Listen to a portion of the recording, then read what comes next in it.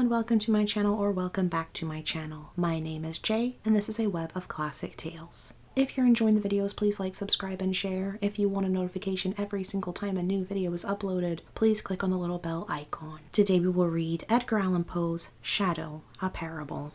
Yea, though I walk through the valley of the shadow. Psalm of David. Ye who read are still among the living, but I who write shall have long since gone my way into the region of shadows. For indeed strange things shall happen, and secret things be known, and many centuries shall pass away, ere these memorials be seen of men. And, when seen, there will be some to disbelieve and some to doubt, and yet a few who will find much to ponder upon in the characters here graven with a stylus of iron. The year had been a year of terror, and of feelings more intense than terror, for which there is no name upon the earth. For my prodigies in science had taken place, and far and wide, over sea and land, the black wings of the pestilence were spread abroad. To those, nevertheless, cunning in the stars, it was not unknown that the heavens wore an aspect of ill, and to me, the Greek oinos, among others, it was evident that now had arrived the alteration of that 794th year when, at the entrance of Aries, the planet Jupiter is conjoined with the red ring of the terrible Saturnus.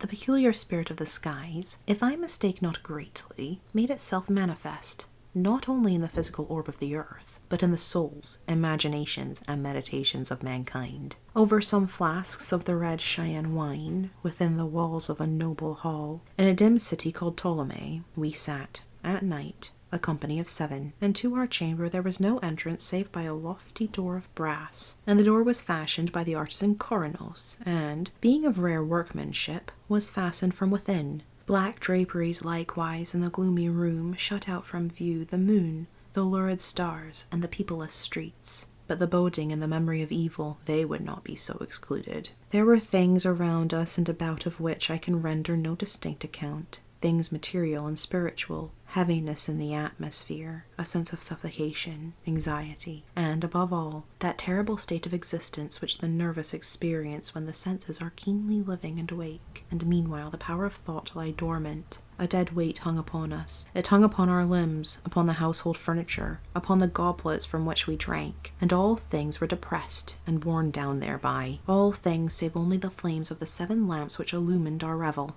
Uprearing themselves in tall, slender lines of light, they thus remained burning, all pallid and motionless, and in the mirror with their lustre formed upon the round table of ebony, at which we sat, each of us there assembled beheld the pallor of his own countenance, the unquiet glare in the downcast eyes of his companions. Yet we laughed, and were merry in our proper way, which was hysterical, and sang the songs of Anacreon, which are madness, and drank deeply, although the purple wine reminded us of blood.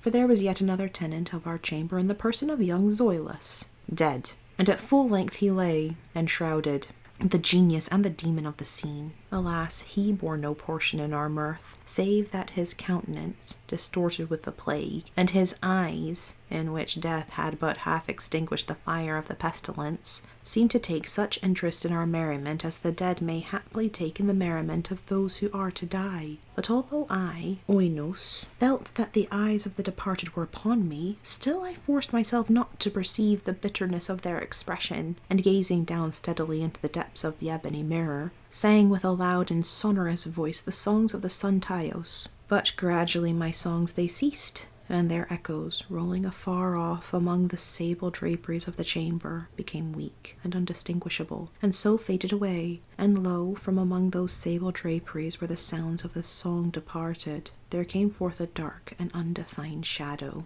A shadow such as the moon, when low in heaven, might fashion from the figure of a man. But it was the shadow neither of man, nor of God, nor of any familiar thing. And quivering a while among the draperies of the room, it at length rested in full view upon the surface of the door of brass. But the shadow was vague and formless and indefinite, and was the shadow neither of man nor of God, neither God of Greece nor God of Chaldea nor any Egyptian god. And the shadow rested upon the brazen doorway and under the arch of the entablature of the door, and moved not, nor spoke any word, but there became stationary and remained. And the door whereupon the shadow rested was, if I remember aright, over against the feet of the young Zoilus, enshrouded, But we, the 7 there assembled, having seen the shadow as it came out from among the draperies, dared not steadily behold it, but cast down our eyes, and gazed continually into the depths of the mirror of ebony. And at length I, Oinos, speaking some low words, demanded of the shadow its dwelling and its appellation. And the shadow answered,